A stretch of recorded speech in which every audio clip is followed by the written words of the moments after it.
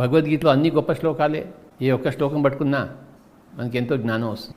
ఆది శంకరాచార్య వాళ్ళు చెప్పినట్టు భగవద్గీత కించిదధీత గంగాజల లవ కణికా పీత స్వకృతపయేన మురారి సమర్చ క్రియతే తస్య యమేన న చర్చ.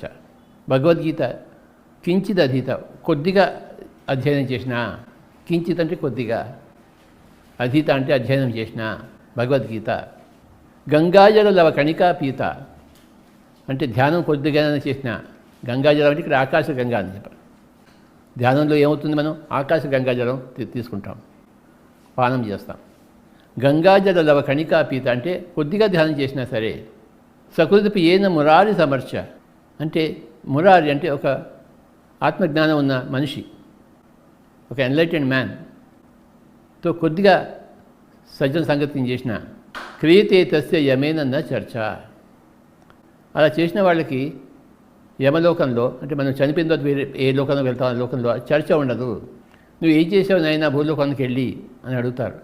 ఈ మూడు చేస్తే అంటే కొద్దిగా భగవద్గీత అధ్యయనం చేసిన, కొద్దిగా ధ్యానం చేసిన, కొద్దిగా సత్యం సంగతిని చేసిన పై లోకాల్లో చర్చ ఉండదు. నాయనా నువ్వు హాయిగా ఎక్కడంటే అక్కడ వెళ్ళొచ్చు, నువ్వు ముక్త పురుషుడిగా అంటారు. మూడు విషయాలు ఉటంకించారు శంకరాచార్య వారు. ఒకటేమో స్వాధ్యాయము, రెండోదేమో ధ్యానము, మూడోదేమో సత్యాన సాంగత్యం. భగవద్గీత కించిదధీత అంటే ఎవరు ఏ ఎన్లైటెడ్ మాస్టర్ చెప్పిన పుస్తకమైనా సరే అదంతా భగవద్గీతే. ఒక టోర్కం సరైడార్ రాసిన పుస్తకం, ఒక లోప్సంగ్ రాంపా పుస్తకము, ఒక యోగానంద పరమహంస రాసిన పుస్తకం అన్నీ భగవద్గీతలే. సో ఇలాంటి స్వాధ్యాయం కొద్దిగా చేసిన, గంగాజల కణికా పీత అంటే ధ్యానం కొద్దిగా చేసిన, ఆకాశ గంగాన్ని కొద్దిగా పానం చేసిన, ఎన్లైటెడ్ మాస్టర్స్తో ఆత్మజ్ఞానంతో విరాజిస్తున్న వాళ్ళతో కొద్దిగా సంపర్కం చేస్తున్నా, కొద్దిగా సాంగత్యం చేసిన యమలోకాల్లో చర్చ ఉండదు నాయన అని అద్భుతంగా చెప్పారు ఒక ఆది శంకరాచార్యుల వారు. ఈ భూలోకం నుంచి పైలోకానికి వెళ్ళిన తర్వాత చనిపోయేటప్పుడు అక్కడ ఒక ఇంటర్వ్యూ ఉంటుందన్నమాట. నాయన ఏం చేసావు నాయన, భూలోకానికి వెళ్ళావు కదా, వచ్చావు కదా, ఎందుకు వెళ్ళావు, ఎందుకు ఏం చేసావు, ఎందుకు వచ్చావు ఇక్కడికి, ఏం చేసి సాధించి వచ్చావు అని అడిగితే మన దగ్గర స్వామీజీ 2 పిల్లలను సంపాదించుకున్నాను, 10 మంది పిల్లల్ని పుట్టించాను, 2 ఇళ్ళు కట్టించాను అంటే వాళ్ళు చర్చ చేస్తారనమాట. నువ్వు ఇందుకోసం వెళ్ళావా కిందికి అంటారు.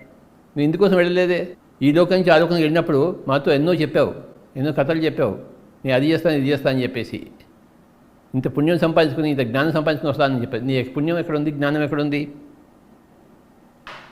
అని ఈ విధంగా చర్చ ఉంటుంది అక్కడ. సాధారణ జనులందరికీ చర్చ ఉంటుంది. కానీ నువ్వు ఇక్కడ కొద్దిగా భగవద్గీత చదివినా, కొద్దిగా ధ్యానం చేసినా, కొద్దిగా సత్యం సంగతి నేర్పినా అక్కడ చర్చలు లేవు అని చెప్పారు.